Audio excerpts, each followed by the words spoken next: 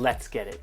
Bitcoin futures ETFs have been approved, and while it may look like all sunshine and rainbows, there is a fair warning to be had. Today, we're going to take a look at how these Bitcoin future ETFs have impacted the space already and will continue to impact the space in the future.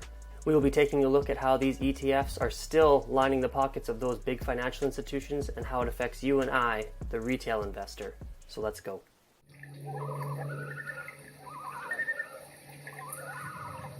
What is up, everybody, and welcome to the Crypto Cabin. My name is Tom, and in today's video, as I mentioned, we will be talking about the Bitcoin ETF approval from the SEC, marking a historic day in crypto, which a lot of people, just from the news and the way that it is portrayed, would appear to be super bullish. And I do think it is going to help bring a lot of money into the space still, but there are some other things that we need to consider as well. Bitcoin gaining approval for the public institutions and even nations like El Salvador only seems right for crypto to finally cement its legitimacy. So I do think that this means that Bitcoin is staying, cryptocurrency is staying.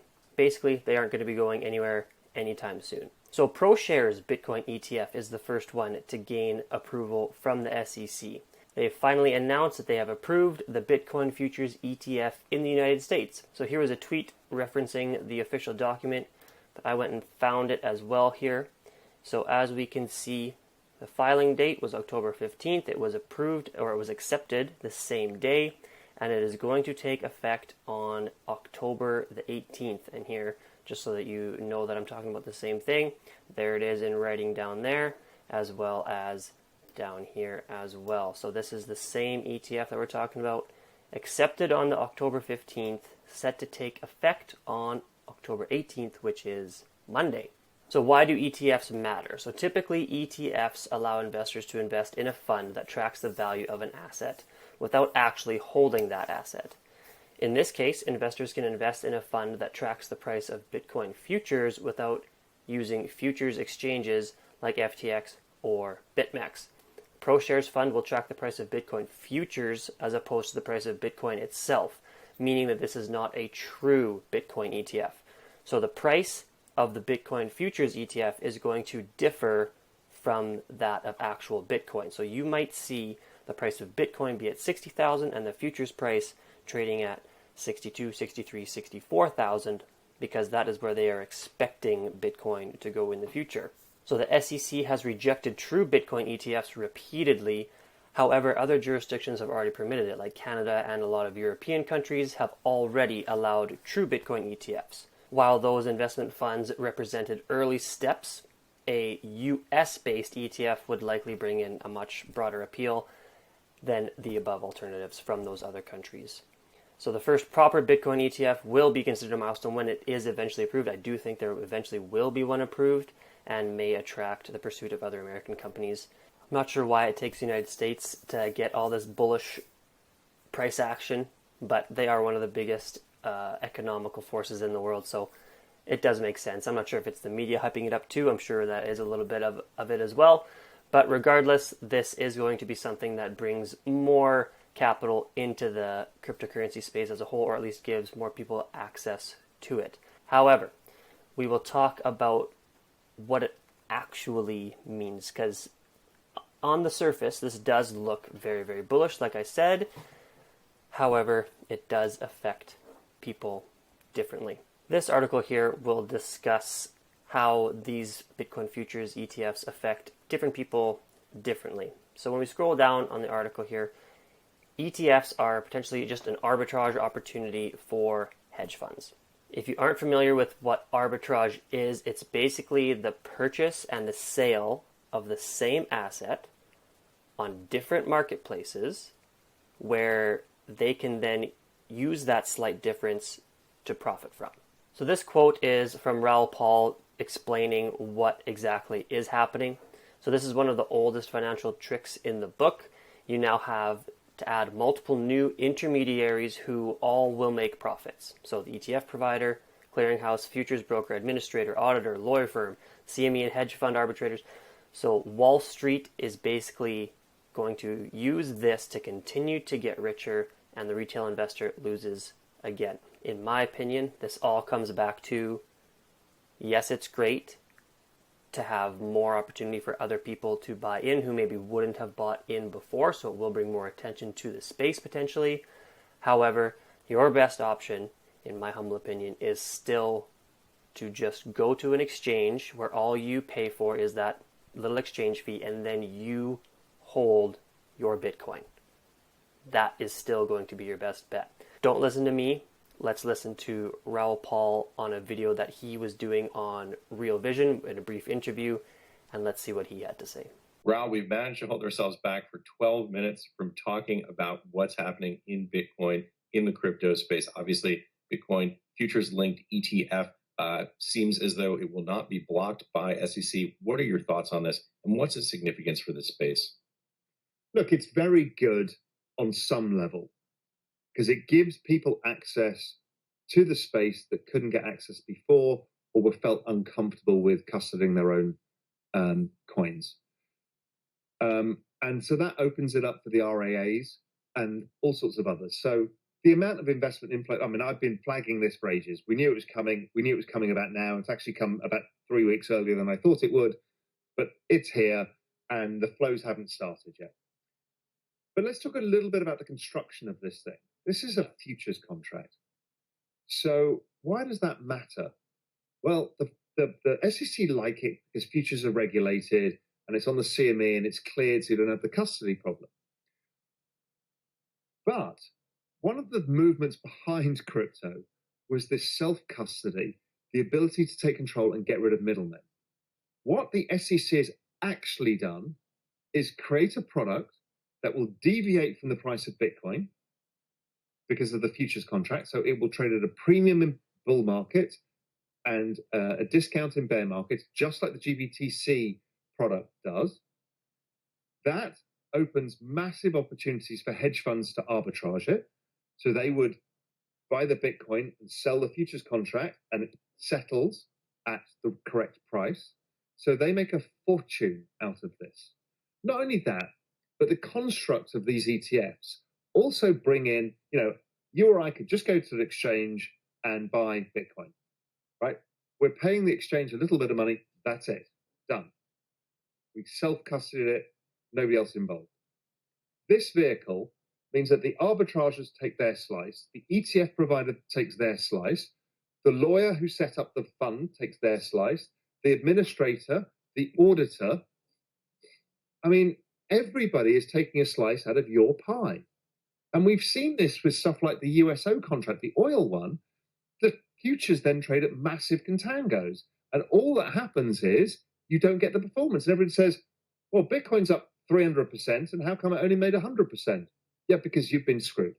If the SEC really cared about looking after investors, they wouldn't allow these futures contract versions.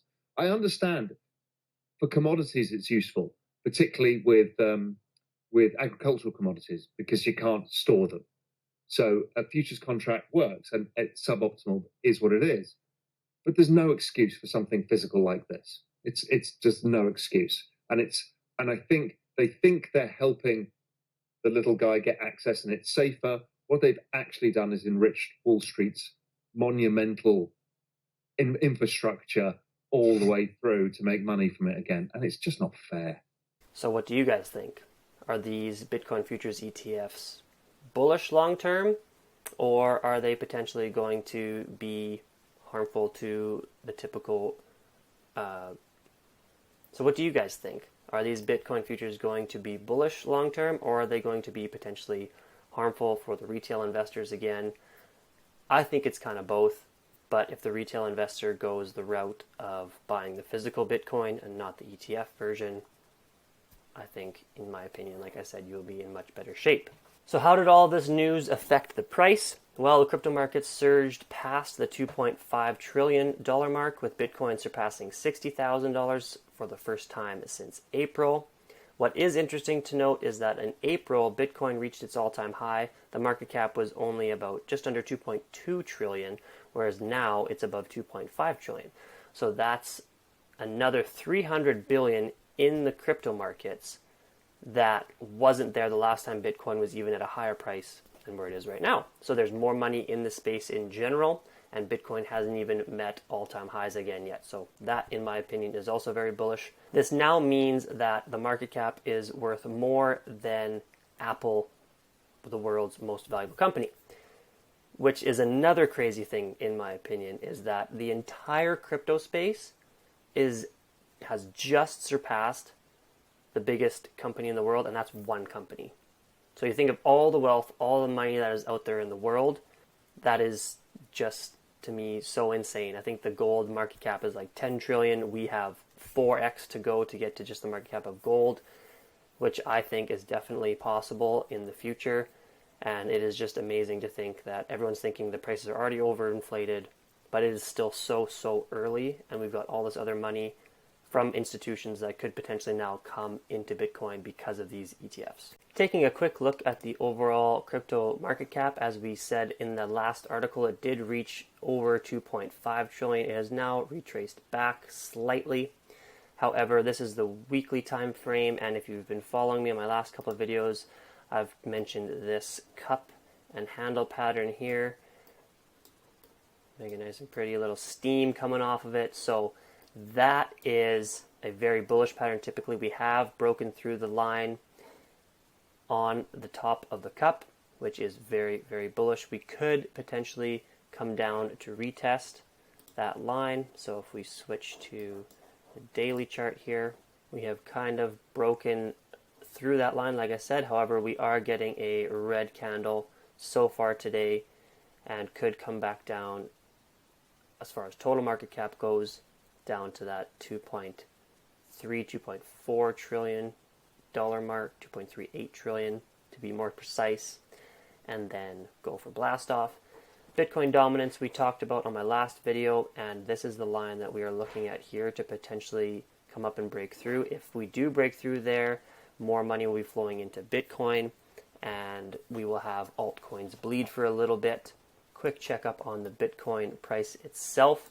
We did break through this resistance line right at around $60,000. We reached all the way up to about just under 63, and now we are coming back again. So that again is on the weekly time frame, forming the same kind of cup and handle as we did with the overall crypto markets, and we are now up and off to the races, or at least we could be. So here is what my short-term scenario looks like, in my opinion. I've mentioned it on a couple other videos before, but for Bitcoin, we got all this bullish news, and a lot of people are worried about a buy the rumors, sell the news type of event, which usually happens when there is rumors of all of this exciting news coming out, like Bitcoin Futures ETFs. Like I said, a lot of people were buying, and now we finally got the confirmation that they are in fact going to be approved. So could we see a potential sell-off here from that? I do think that we could, and what I am looking at now, I've mentioned in a couple other videos, is we could see a retracement all the way back down to this yellow box in here, which would be the high 40s. In my opinion, that is still super bullish, because we had, if this is the low and this is the next high, we then have a higher low, and we've now made a higher high.